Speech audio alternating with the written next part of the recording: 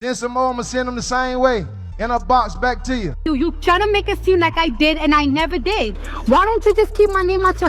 Rappers always find themselves in heated moments, whether it be the time Gucci Mane held his own against a clout chaser looking for attention, or when Drake checked a rapper that was trying to mess with him. These are times rap legends checked stupid rappers. 50 Cent is a highly respected OG in the rap game. 50 has been in multiple altercations throughout his career, as during the middle of a performance, 50 Cent had to check someone on the stage while he was with Meek Mill because he said something to a former G-Unit member known as Trav. Listen, hold on. Hold on. Hey, this is 50 though.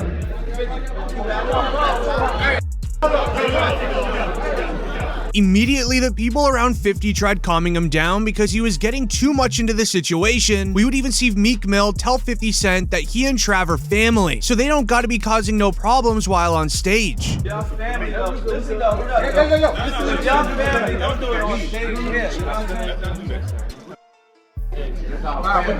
Yeah, I know. I'm just saying though. It made me look crazy. It made me look crazy. Surprisingly, the issues ended there. Still, there'd be another time that 50 was out on a date with a girl, and he'd have to check a rapper trying to get his attention while he was just trying to enjoy his personal time. The rapper runs up on 50, and he starts getting mad at him because 50 Cent wasn't willing to check out his music. Oh, hit me, come on.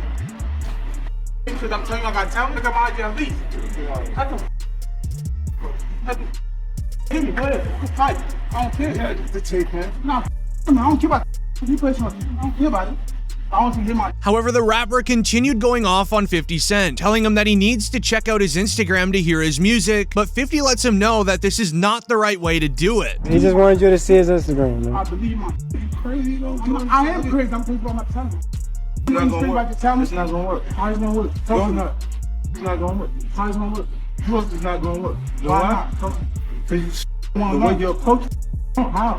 First, you want a CD or album? Nah. There's nothing to play right now. There's nothing you can show me right now that's gonna help you. My IG. Saying like, yo, this is it. Look at my IG. It's gonna help you right now. The altercation never escalated to being physical, but with the clip of him confronting 50 going viral, he would then try to capitalize off the views by going on Instagram and saying that he wanted to meet up with him and throw hands. Yeah, I grew up listening to your music. I salute you, feel me? But when I approached you, I was like, yo, I want you to look at my Instagram. That was it. I'll fly over here, my G. Nick and Nicole, what's up, baby? I see you looking at me smiling. What up, though? Although, with Kanye West's disagreement with Chance the Rapper, we would get a really good look at the behind the scenes of how Kanye West operates with his music. Since Kanye was saying the bass in his song wasn't hitting right, he'd go and fix it. Josh! Where's the bass? Where's the beat? Leading into Chance deciding to step in and try to talk to Kanye, but it only made Kanye get angry and he would start screaming.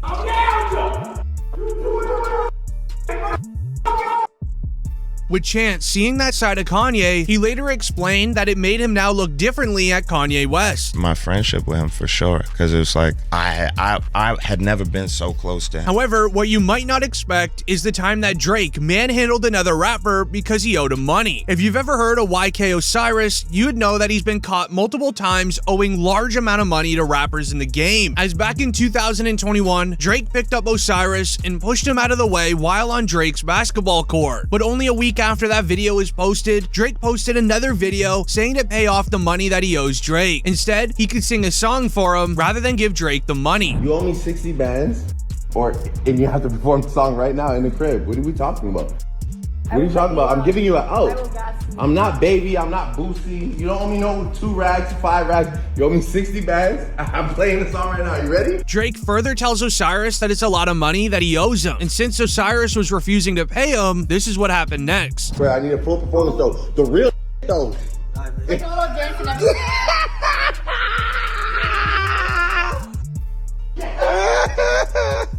I'm serious. You just got it. Although the sad part is, a year after Osiris cleared the money that he owed Drake, he announced on IG that he isn't close with anyone in the music industry anymore. Me and Drake don't talk.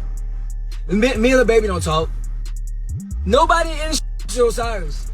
Nobody, so don't keep using me. Like, you can't keep using that. Like, stop. Like, we don't talk. As Osiris would even go as far as to start breaking fully down on IG Live. Y'all not getting it, like, So you tell me why should I keep? I don't get it. Like, why y'all saying like y'all? However, Gucci Mane is a well-known rapper, and he's one of the OGs in the industry. He has had plenty of run-ins with rappers in the game, as the time that he had to check one of his own rappers that is signed to his label, 1017, because at the first sign of fame, he began talking very disrespectfully. It's all started when Gucci signed rapper Ola Runt. Gucci was a huge fan of the style of his music, so much so that Gucci offered features on his own tracks to help him get more notice. However, when the two hopped on an IG Live, Gucci let Ola know that he'd try finishing up one of the songs that they were working on that night, but Ola got so mad because he wanted Gucci to get it done in time, and he didn't like how his OG was moving, and he was only trying to finish the song. And don't keep saying Mike, man. I need that, man. FaceTime me. So like you act like you can't listen, but now every time music, but you ready to do the music though. Anything else you talking about? You tried me earlier. You told the folks what you told me. Nah, man, we don't lie. Strong. I really feel tried. Nah, we ain't gonna do all that on live, man. Man, gonna tell me, hey, run the business, don't try to run my life. What kind of time you gonna get strong, man? No. Nah, I wasn't saying like that. And with Gucci Mane not taking the disrespect from Ola, he would go and drop him from the label not long after, because he didn't like the disrespect that he showed him. Ever since Ola got dropped from 1017, his career has been at a very difficult spot ever since. Just showing you that you don't want to get on Gucci's bad side, because you could lose your career real fast. However, that wasn't the only time Gucci pressed a rapper, because he checked an inspiring rapper who came to his meet and greet at a radio station since the rapper was trying to take up too much of his time, and he began freestyling in front of everyone. It was up all way one. I ain't talking about my young can't nigga cut their dog. Before he could even freestyle for long, Gucci would shut him down and lets him know that there ain't anybody else in the room trying to hear that from him, so he better stop. If you ain't know, that's right now. Afterward, the rapper gets pretty sad. Someone that he looked up to instantly denied him on the spot. But there is a time and a place for things like that, but Gucci wouldn't stop going after other rappers in the game, like the time in 2005 when he had a beef with Jeezy. Jeezy dropped a song and placed a bounty on Gucci's massive ice cream cone chain worth 100 grand. Jeezy promised whoever snatched the chain off Gucci's neck and gave him it that Jeezy would pay them out $10,000 in return, which makes no sense as the chain is worth a lot more than 10 grand. But in the following days, a group of men showed up at Gucci's house and tried snatching the chain. In retaliation, Gucci reached into his pocket for a firearm, using it and hitting both of the two men, later identified as Pookie Lock. Then 3 days later, Pookie's body was found and an investigation began, which quickly resulted in Gucci turning himself in, but he knew that he did nothing wrong. He only acted in self-defense. Gucci was then cleared of the charge soon after, and then would drop a diss track on Bo Jeezy for placing a bounty on Pookie Lock and for Pookie Lock actually trying to pull it off. Years later, the two would meet up at a show where they would go song for song to try to outperform each other, but tensions escalated once Gucci brought up Pookie, telling Jeezy that he put him in the dirt. Broke the internet. I tell you what. Put that in the dirt. I tell you what. And on Pookie Load tonight. I tell you what. I tell you what. This how we gonna do this. Send some more, I'ma send them the same way. In a box back to you. Are you doing free?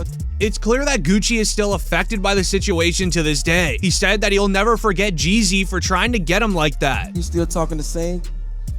You feel me? Still talking the same, dude. But Gucci would try and wrap up the conversation and continue the show, so he would tell him to just do the next song. That's right. Are we gonna do some music on? Although Jeezy would back off from the conversation, and he would also try to calm down. I told you I have to driven to them, can't do nothing if it ain't street if I can't perform the show. It's all do it. However, T.I.'s situation was very scary. He had to check Young Jock for getting him too involved in T.I.'s personal life. While on a radio station, Jock told T.I. that he didn't want T.I. and his wife, as they were looking to split up in the future, essentially airing out the entire world that T.I. is about to go through a divorce. What you say? I don't want to see your entire split, man. Right as the words left his mouth, T.I. let him know that it's none of his business. But regardless of that, Jock continues to bring it up, but T.I. repeatedly denies him and lets him know that it's none of your business. Jock tried to play it off, saying that he was the listeners who asked him. You're right, it ain't, but we on air right now. People want it. I know we on air. I'm telling you on that. It ain't ain't your business. Okay, well, I'm gonna leave it at that. Y'all heard it ain't y'all business. Although that isn't the only time T.I. got angry with a rapper. Back in the day, Nelly and T.I. were together, and they went after Bow Wow after he disrespected the singer Ciara, because Bow Wow was hosting a set in an Atlanta nightclub while performing his hit song titled Like You that he did create with Ciara back in 2005. He shouted out, "I had his B first." Once videos of the performance circulated around online, many fans started calling him out for his disrespect towards Ciara and calling him a B. With Nelly and T.I. catching wind of it and coming across Bow Wow, they wanted Wow in his place, so they let him know that he can't be doing things like that, especially if it leads to online.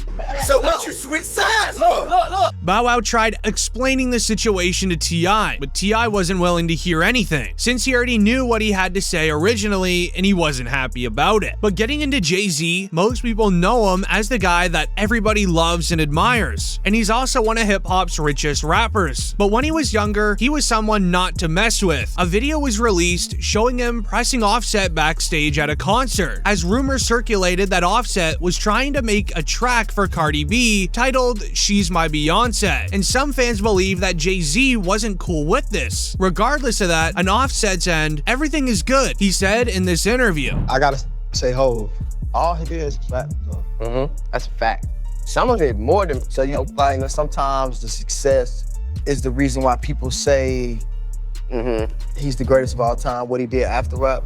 Bro, on rap, you can't play with him. However, speaking to Offset, he's had his time to go back and forth with a rapper because a Chicago native known as King Yella dropped a song titled Cardi B Truth, in which he dissed both Cardi B and Offset. He'd go on to say, and I quote, "Driving in the foreign, and you know I love a Mercedes, thick B, Cardi B, wanna have my baby." Even in another part of the song, he would tell Offset that he better watch his back, and that Yella had the receipts to back it up. He'd go on to show an old picture of him and Cardi B together. Once he did that, Offset was very quick to call him and let him know what's up. Even Cardi called him too, telling him that he better keep her name out of his mouth. Yo, Yella, why you checking that you? Why you saying something out your mouth? When did I ever? What? You trying to make it seem like I did and I never did. Cardi, show me one thing where it said, Why don't you just keep my name out your? Although both sides would go quiet for some time, Yella would hop on a recent interview and share what happened. I met Cardi in like 2013. At the time, I didn't know who she was. She knew who I was. You feel me? I didn't know who she was though. But it was all love, man. We was in the project. You had Cardi. I never said that. Never said